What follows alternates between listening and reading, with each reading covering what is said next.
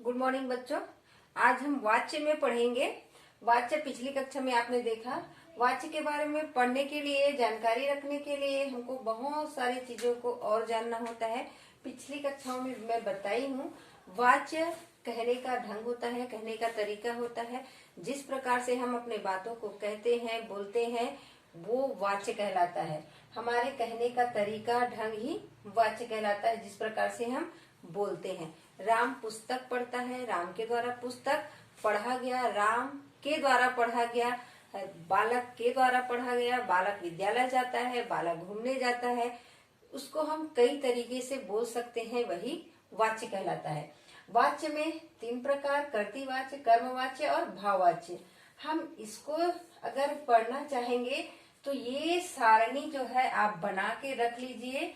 इस सारणी में हम देखेंगे कि किस प्रकार से हम इसको बांटे हैं।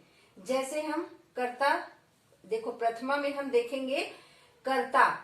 कर्ता का देखोगे पुल्लिंग, स्त्रीलिंग, नपुंसकलिंग में क्या होता है, और इसमें भी द्वितीय एक वचन, द्विवचन, बहुवचन। इसमें देखोगे पुल्लिंग में सह आता है, स्त्रीलिंग में सा और नपुंसक में तद। वैसे ही तो, ते और ते, ताह, तानी। तो ये कर्ता का रहता है। और यही हम प्रथमा पुरुष में कहेंगे और वही तृतीया में इसका बदल जाता है। स का तेन हो जाता है, सा का तया और तद का तेन तृतीय में। अब स तौते तदते तानी तेन ताभ्यम तई है। ऐसे हम पढ़ेंगे सा ते ता और सा ते ता तया तया ताभ्यम ताभी है, और तद ते तानी तेन ताभ्यम तई है। ये तृतीया में होता है। हमको ज्यादा इसमें जानकारी नहीं लेना है, प्रथमा, द्वितीय, तृतीया। वैसे ही इसमें देखोगे मध्यम पुरुष में त्वम, युवाम, युयम, तो इसका तृतीया क्या हो जाएगा, त्वया, युवाभ्यम, युष्माभिः। अब इसमें जो है हम क्रिया का रूप जैसे लेंगे, इसमें प्रथमा है तो कर्ता प्रथमा में है तो क्रिया भी प्रथमा में आएगा। तो पठति, पठतः, पठन्ति। एक वचन में पठति, द्विवचन में पठता और बहुवचन में पठन्ति आएगा। वैसे ही मध्यम पुरुष में कर्ता अगर तृतीया है या प्रथमा है तो प्रथमा में आप हम इसको त्वम, युवाम, युवम, त्वया, युवाभ्यम, युष्माभिः, इसमें पठसि, पठतः, पठत लगेगा। और इस उत्तम पुरुष में हम देखेंगे अहम, अहम, आवाम, वयम। अहम, आवाम, वयम में तृतीया क्या आएगा, मया, अवाभ्यम, मया, आवाम, वयम। इसमें लगेगा पठामि, पठावः, पठामः। अब इसके लिए हमको तृतीया, अगर तृतीया देखते हैं प्रथमा और तृतीया का, उसके लिए हम तृतीया में जब बदलेंगे, पहले कर्तृवाच्य में तो हमको नहीं जरूरत पड़ेगा, कर्मवाच्य में हमको तृतीया में बदलना पड़ता है। तृतीया में अगर बदलते हैं तो उसमें आत्मनेपद की आवश्यकता पड़ती है। तो दोनों हम इसमें 10वीं में देखेंगे तो लट्लकार ही पूछा जाता है, आत्मनेपद में और परस्मय पद दोनों में। तो लट्लकार का ही हम पढ़ेंगे और दूसरा नहीं पढ़ेंगे, तो लट्लकार ही पढ़ेंगे। तो लट्लकार का हम ये परस्मय में पद में भी पढ़ेंगे और आत्मनेपद में। तो इसका सूत्र है ते एते अंते और से एथे द्वे ए वहे महे। इसमें हम पठते, पठते, पठेते, पठन्ते, पठ से पठ द्वे, पठते, पठ द्वे, पठे, पठा वहे, पठा महे। ये पढ़ेंगे, ये बनाएंगे धातु रूप में। अब देखते हैं कर्तृवाच्य का हिंदी में पहले समझ जाएंगे। पहले क्या है कि राम पुस्तक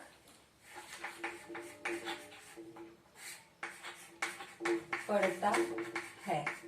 राम पुस्तक पढ़ता है। राम यहाँ पर कर्ता हो गया और पुस्तक कर्म और पढ़ता है क्रिया हो गया। राम यहाँ कर्ता, राम क्या हो गया, कर्ता, और पुस्तक क्या हो गया, कर्म, और पढ़ना क्या हो गया, क्रिया हो गया। पहले बताए थे जो कर्तृवाच्य में है कर्ता, कर्म और क्रिया। कौन से विभक्ति लगता है इसमें? प्रथमा। इसमें कौन सा विभक्ति? द्वितीय और इसमें प्रथमा। क्योंकि इसमें जो है कर्तृवाच्य में कर्ता के अनुसार ही क्रिया होता है। जिस प्रकार कर्ता होता है वैसी क्रिया होता है। प्रथमा में अगर कर्ता है तो क्रिया भी प्रथमा ही होगा। तो इसमें हम कह सकते हैं रामः, रामः पुस्तकम, क्या आएगा? पठामि। रामः पुस्तकम पठामि। अब देखते हैं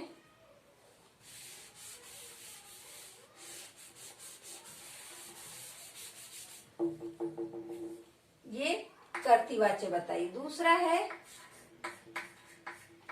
राम के द्वारा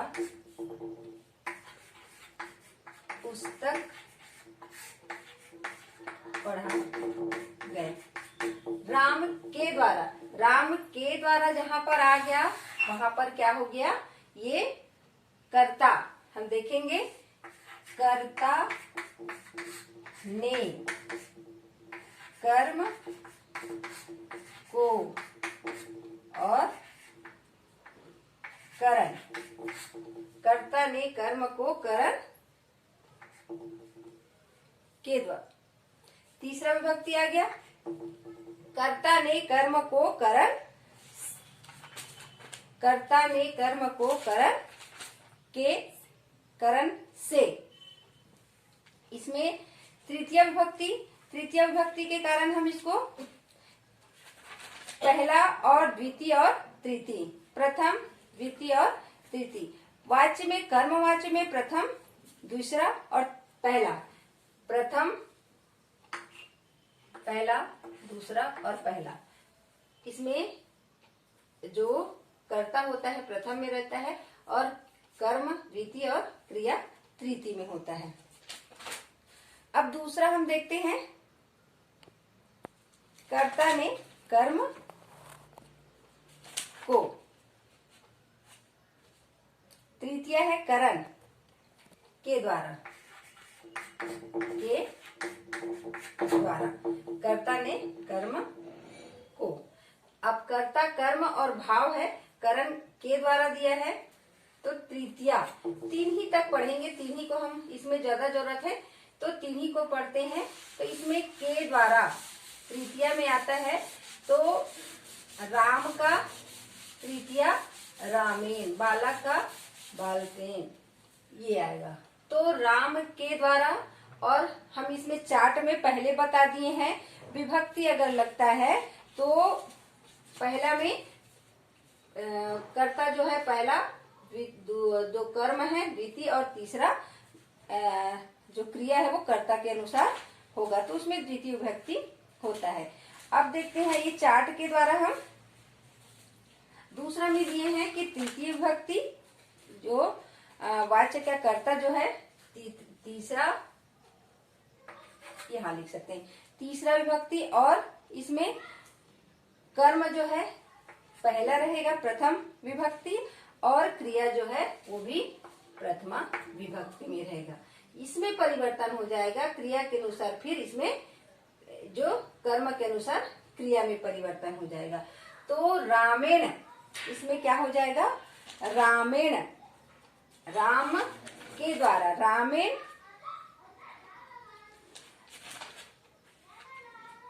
रामेण पुस्तकम, रामेण ये प्रथमा आ जाएगा, ये तृतीया हो गया तो ये पुस्तकम प्रथमा आ जाएगा, पुस्तकम। अब पठ का क्या आ जाएगा? पठ का प्रथमा पठ, पठयते, पठयते, पठयते, पठयते, रामेण पुस्तकम पठयते।